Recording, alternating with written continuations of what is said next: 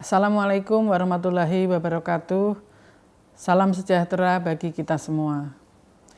Bapak dan Ibu sekalian yang saya hormati, kematian ibu dan bayi merupakan masalah di Indonesia. Pemerintah berkomitmen untuk menurunkan angka kematian ibu dan bayi sebagai program prioritas nasional. Hal ini tercantum dalam dokumen RPJMN 2020-2024.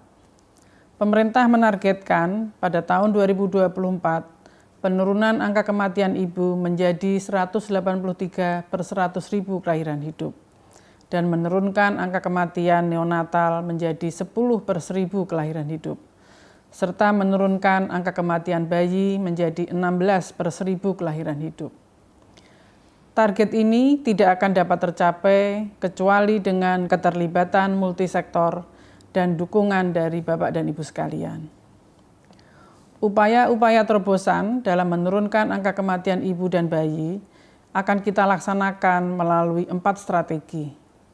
Pertama, peningkatan akses pelayanan kesehatan ibu dan anak seperti peningkatan cakupan pelayanan kesehatan secara esensial, pemanfaatan pembiayaan untuk ibu hamil, bersalin, dan bayi melalui Jaminan Kesehatan Nasional ataupun Jampersal, serta ketersediaan rumah tunggu kelahiran.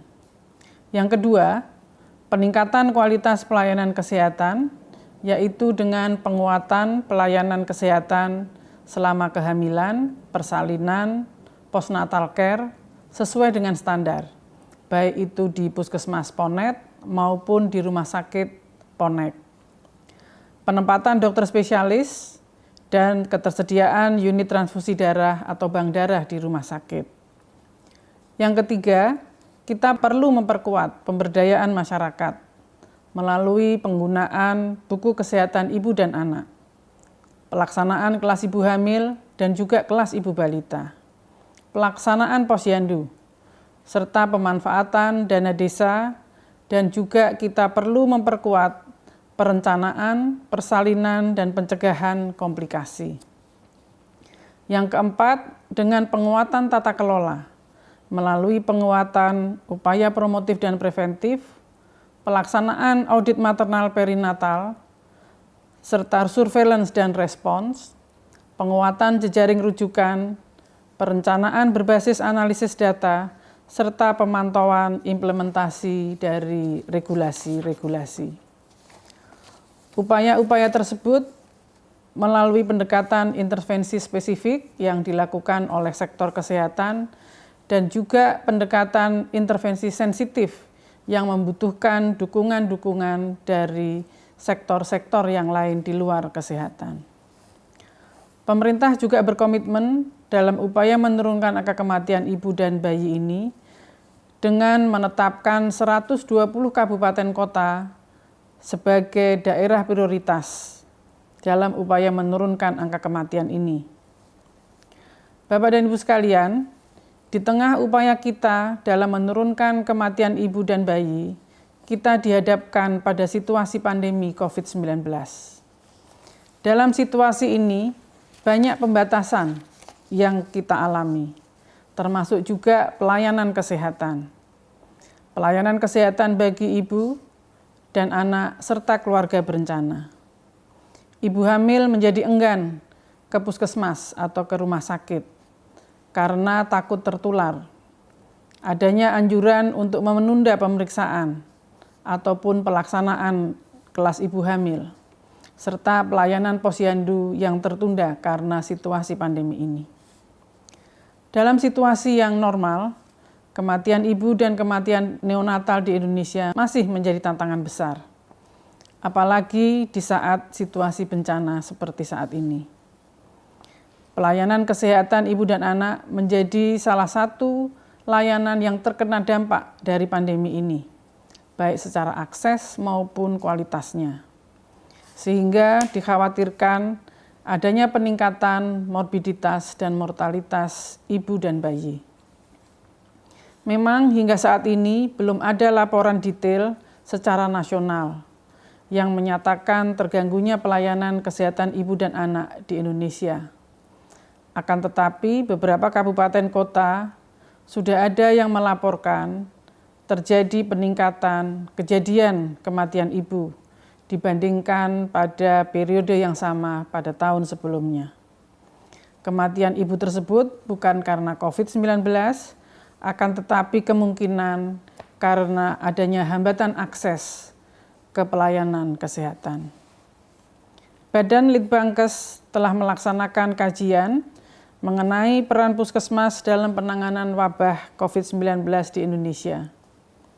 Desain kajian ini menggunakan survei cepat, cross-seksional, dan bersifat kualitatif. Jumlah puskesmas yang menjadi responden adalah seluruh puskesmas di Indonesia. Hingga 5 Juni 2020, terdapat lebih dari 2.800 puskesmas yang mengisi survei cepat tersebut di 29 provinsi.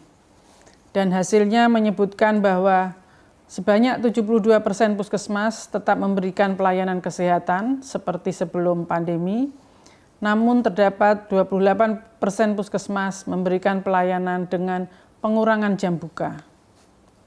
Banyak puskesmas yang mengalami penurunan jumlah kunjungan pasien, yaitu 83,6% puskesmas.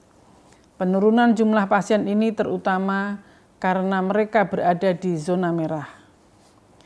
Kegiatan posyandu umumnya terjadi penurunan, hanya 19,2% puskesmas tetap melakukan kegiatan posyandu, sedangkan 45,9% tidak melakukan posyandu.